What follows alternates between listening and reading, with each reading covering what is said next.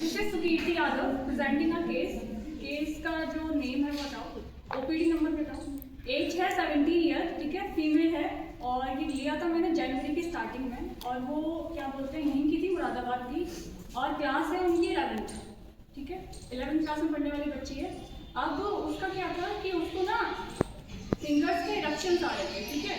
और जो इरप्शंस है वो पहले नीचे फीट में भी आए थे, लेकिन वो अल्सर के रूप में आए थे नीचे पैरों में, लेकिन वो ठीक हो गए थे। पर अब वो फिंगर्स में आ रहे हैं, पर फिंगर्स में सिर्फ इरप्शंस ही हैं, ना कि अल्सर। और उसके फेस पे बहुत ज़्यादा पिंपल्स एंड ये सब चीज़ चल रही थी। और ये सब जो है फेस का तो शुरुआत हुआ 5 से 6 महीने पहले ही, लेकिन जो फिंगर वो फीट का करीब 5 साल से है, मतलब आ रहे हैं जा रहे हैं चल रहे हैं, ठीक है। और इचिंग नहीं है। अब ये जो विंटर्स में है ना, ये स्वेल हो जाते हैं, ठीक है, इरप्शन। लेकिन जो पहले फीट में थे उनका पहले ब्लड निकलता था, जो पैरों में थे ब्लड भी आता था बॉटलिंग, ठीक है। समर्स में इचिंग इनकी बढ़ जाती है, पेन बहुत होता है, बॉम से एग्रेवेशन होता है। मुंह में इसके छाले भी आते हैं, लेकिन अभी नहीं थे, वो उसने नॉर्मली बताया था जनरली क्या आते हैं। अब इसका जो है फर्स्ट टाइम नॉर्मल है, थर्मल जो था वो हॉट था, पर्सपिरेशन समझ में आता है, ज़्यादातर फेस पे आता है। एपेटाइट नॉर्मल है, स्लीप जो है वो गहरी आती है, ठीक है। डिजायर इसको स्वीट थिंग की है, ड्रीम इसको कोई नहीं थे, फियर भी इसका कोई नहीं था। सेंसिटिविटी इसकी ये थी कि जब ज़्यादा आवाज़ होती है, तेज कुछ भी हो, म्यूजिक वगैरह और भी कुछ श्योर आए तो उसके सर में दर्द होने लग जाता है। गायनिक इसकी 2021 में इसकी फर्स्ट मीनार की शुरू हुई थी, ठीक है। पास हिस्ट्री में इसको कोई खास डिसीज नहीं थी। अब मेंटल्स में जाओ तो इसका ये था कि 1 साल पहले इसके चाचा की डेथ हुई थी और 5 साल पहले इसके फादर की डेथ हुई थी। 5 साल पहले जब फादर की डेथ हुई थी तो ये छोटी थी। इसका ये था कि इतना इसे फर्क नहीं पड़ा था, ये रोई भी नहीं थी, इसको बिल्कुल भी रोई भी नहीं थी, इतना फर्क नहीं पड़ा था। लेकिन बॉडी तो शो कर रही है, पैर में अल्सर आ रहे हैं, लेकिन चलो ठीक है। उसके बाद अभी चाचा की डेथ हुई थी 1 साल पहले, तो क्या हुआ था इसको कि ये 11th क्लास में है, तब थी भी 11th क्लास में, एग्जाम हुए इसकी और ये बिल्कुल ही पढ़ाई पर कंसंट्रेशन नहीं कर पाई, बिल्कुल पढ़ नहीं पाई, तो इसने एग्जाम में फेल हो गई है 11th क्लास।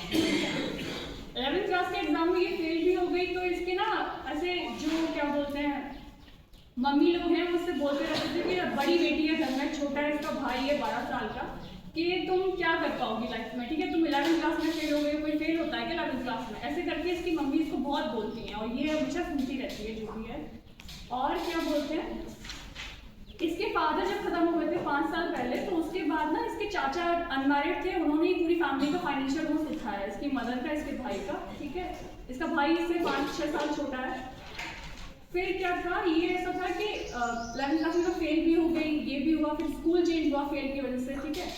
तो एग्जाम में क्या है, दोस्त भी छूट गए, ठीक है। तो लेकिन दोस्तों का इतना कुछ नहीं था, क्योंकि ये बोलती थी कि दोस्त ना, मतलब मैं ही सारा दोस्तों के लिए करती थी, मेरे लिए दोस्त इतना नहीं करते थे, तो मुझे इतना नहीं है, दोस्त छूट गए तो ठीक है, कोई बात नहीं। लेकिन घर के लेकर मुझे बहुत लगता है कि मतलब मैं कुछ कर पाऊँ, कुछ कमा पाऊँ, क्योंकि सारा बर्डन जो है ना मम्मी के ऊपर ही आ गया है, सारा पालना पोषना। अब कौन कैसे होगा, फैमिली भी, अब मम्मी भी ताने मुझे सुनाती है, फैमिली भी सपोर्ट नहीं कर रही, ताने ही दे रही है, मुझे लगता है कि मैं फेलियर हूँ, पता नहीं कुछ कर पाऊंगी कि नहीं, क्या होगा। कमाना तो मुझे है, लेकिन कुछ समझ नहीं आ रहा है कैसे होगा कैसे नहीं होगा। अब मैं सोच रही हूँ कि इस बार के पुलिस का एग्जाम भर दूँ, भर भी, लेकिन सिलेक्शन हो पाएगा नहीं हो पाएगा पता नहीं, कंसंट्रेशन लग नहीं रहा है, मेमोरी याद कुछ मुझे रहता नहीं है, समझ नहीं आ रहा है। ऐसे करके इसका ये मेंटल्स थे सारे के सारे। अब म्याज तो जैसे इरप्शंस ही हैं, तो सोरी के लिए आता मैंने, ठीक है। रुब्रिक सीधे आओगे तो सीधे जैसे ये बोली ना कि मुझे लगता है कि मैं फेलियर हूँ, तो सीधे उठा लो डिवीजन फेलियर चीज करके, ठीक है। रिप्रोचेस एलिमेंट आफ्टर रिप्रोचेस मुझे लगा था एलिमेंट फ्रॉम रिप्रोच, लेकिन इसको हटा के मैंने लिया था सेंसिटिव टू क्रिटिसिज्म, क्योंकि घर वाले जो है ना वो बहुत सुना रहे हैं उसको लेकर, इसको हर्ट हो रहा है, फेस पे इरप्शन भी आ रहे हैं, तो फेस नहीं करना चाह रही है मम्मी को, ठीक है। सुसाइडल टेंडेंसी इसने ऐसा बोला था बीच में, क्योंकि इसको ना सुसाइडल थॉट्स भी आते हैं, बट करेज नहीं है करने का, तो ऐसे करके लिया था suicidal tendency, courage don't have करके, ठीक है। अब वो element from death of love one, क्योंकि चाचा और फादर की डेथ के बाद ही अल्सर या फिर इरप्शन आना शुरू। फिर क्या था, स्किन इरप्शंस, ड्राई इचिंग, क्योंकि ड्राई है लेकिन इचिंग उनमें हो रही है, जो पैर के इरप्शन तो उनमें इचिंग होती है, लेकिन जो फेस पे है उनमें नहीं होती, उस फेस पे नॉर्मल है, ठीक है। स्किन इरप्शंस विंटर एग्रीवेट नहीं करके लिया, क्योंकि विंटर्स में ना इसकी परेशानी बढ़ जाती है। वार्म से एग्रीवेशन है, लेकिन विंटर में जब भी कवर करेगी तब उसकी परेशानी बढ़ जाएगी, वैसे समर्स में कोई इसको एग्रीवेशन नहीं होता। अब वो सारी जो मेडिसिन हैं वो लगाने के बाद सल्फर और कार्सिनोसिन आ रही थी, ठीक है।